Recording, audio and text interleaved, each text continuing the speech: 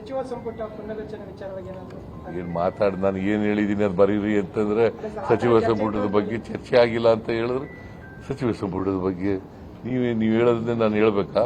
Sir, ಕಳೆದ ಬಾರಿ ಮೇ ತಿಂಗಳ ನಂತರದಲ್ಲಿ ಆಗಬಹುದು ಅನ್ನುವಂತ ಮಾತನ್ನು ತಾವೇ ಹೇಳಿದ್ರಿ. ಹಾಗಾಗಿ ಯಾರು ನಿನ್ಗೆ ಹೇಳಿದ್ನ? ಅಲ್ಲ, ಕಳೆದ ಬಾರಿ ನಿನಗೆ ಹೇಳಿದ್ನ? ಮೇ ತಿಂಗಳ ನಂತರದಲ್ಲಿ ನಿನಗೆ ಹೇಳಿದ್ನ? ದೆಹಲಿಗೆ ಬಂದಂತ ನಿನಗೆ ಹೇಳಿದ್ದೀನಯ್ಯ? ಸುಮ್ಮನೆ ಏನೋ ಕತೆ ಹೇಳಕ್ ಪ್ರಶ್ನೆ ಕೇಳಬಾರ್ದು. ಆಗಬಹುದು ನಿಮ್ ಜೊತೆ ಹೇಳಿದ್ನಾ?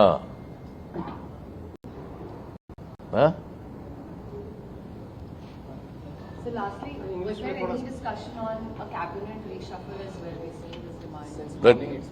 That was not discussed at all.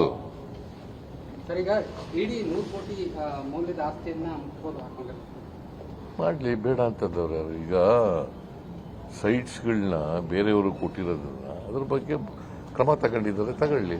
ಅದು ಏನೋ ಒಬ್ಜೆಕ್ಷನ್.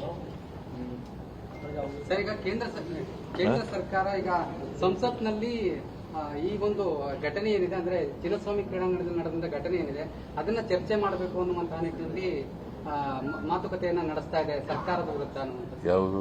ಕೇಂದ್ರ ಸರ್ಕಾರ ಈ ಘಟನೆ ಬಗ್ಗೆ ಸಂಪೂರ್ಣವಾಗಿ ಸರ್ಕಾರ ಮೊದಲು ಕುಂಭಮೇಳದ ಚರ್ಚೆ ಮಾಡಲಿ, ಆಮೇಲೆ ಇದು ಮಾಡಲಿ. ಆಮೇಲೆ ಪ್ರೈಮ್ ಮಿನಿಸ್ಟರ್ ಒಂದು ಸೇತುವೆ ಉದ್ಘಾಟನೆ ಮಾಡಿದ್ರಲ್ಲ, ಅಲ್ಲಿ 140 ಜನನ ಎಷ್ಟು ಸತ್ತೋದ್ರು ಅದನ್ನು ಚರ್ಚೆ ಮಾಡಲಿ ಅಲ್ವಾ? ಸರ್ಕಾರ ನೇರ ಹೊಣೆ ಚರ್ಚೆ ಮಾಡ್ಬೇಕಲ್ವೇನೆ ಇದನ್ನ? ಮತ್ತೆ ನೀವು ಬರೀ ಕರ್ನಾಟಕದಲ್ಲಿ ನಾನು 11 ಜನ ಸಾಯಬಾರ್ದಾಗಿತ್ತು. ನಮ್ಮದು ವ್ಯಥೆ ಇದೆ, ಎಲ್ಲ ಯಂಗ್ಸ್ಟರ್ಸ್ ಸತ್ತೋಗಿದ್ದಾರೆ, ಅದ್ರ ಬಗ್ಗೆ ವ್ಯಥೆ ಇದೆ. ಅದನ್ನ ನಾವು ಬೆಂಗಳೂರಿನಲ್ಲೂ ಹೇಳಿದ್ದೀನಿ, ಇಲ್ಲೂ ಹೇಳ್ತಾ ಇದ್ದೀನಿ. ಹಾಗಂತೇಳಿ ಡಿಫೆನ್ಸ್ ತಗೊಳ್ಳಲ್ಲ ನಾನು.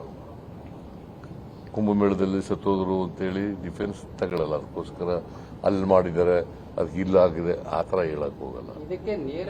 ಇದು ಸತ್ರೆ ಎಲ್ಲರೂ ಕೂಡ ನಾವು ಅದಕ್ಕೆ ವ್ಯಥೆ ಪಡಬೇಕಾದದ್ದು ಪ್ರತಿಯೊಬ್ಬರ ಜವಾಬ್ದಾರಿ, ದುಃಖ ಪಡಬೇಕಾಗಿರೋದು ಪ್ರತಿಯೊಬ್ಬರ ಜವಾಬ್ದಾರಿ.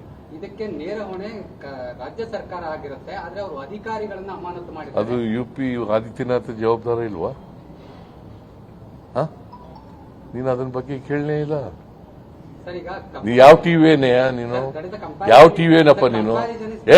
ಯಾವ ಟಿವಿ ಒಂದು ಹೇಳಪ್ಪ ಅಂತಂದ್ರೆ ರಿಪಬ್ಲಿಕ್. ನೀನು ಅದು ಹೇಳ್ದೀಯಾ? ಸರ್, ಈಗ ಸರ್ಕಾರ ನೇರ ಹೊಣೆ ಘಟನೆಗೆ ಸಂಬಂಧಪಟ್ಟ ಸರ್ಕಾರ ನೇರ ಹೊಣೆ ನಿಮ್ಗೆ ರಿಯಾಕ್ಟ್ ಮಾಡೋದು ಸರ್. ಈ ಕಾಲ್ತುಳಿತದ ಬಗ್ಗೆ ನೀವು ಈಗಾಗಲೇ ಏನೇನು ಕ್ರಮ ತಗೊಂಡಿದ್ದೀರಿ? ಆಕ್ಚುಲಿ ಈ ಘಟನೆ ಬಗ್ಗೆ ಮಾತಾಡಲೇಬಾರದು. ಯಾಕಂತಂದ್ರೆ ನಾವು ಒನ್ ಮ್ಯಾನ್ ಕಮಿಷನ್ ಅನ್ನ ಅಪಾಯಿಂಟ್ ಮಾಡಿದ್ದೀವಿ. ಅಲ್ಲಿ ಏನು ವರದಿ ಬರ್ತದೆ ನೋಡ್ಕೊಂಡು ಆ ವರದಿನಲ್ಲಿ ಯಾರು ತಪ್ಪಿತಸ್ಥರು ಅಂತ ಹೇಳ್ತಾರೆ ಅವ್ರ ಮೇಲೆ ಕಠಿಣವಾದಂತ ಕ್ರಮ ತಗುತ್ತೆ.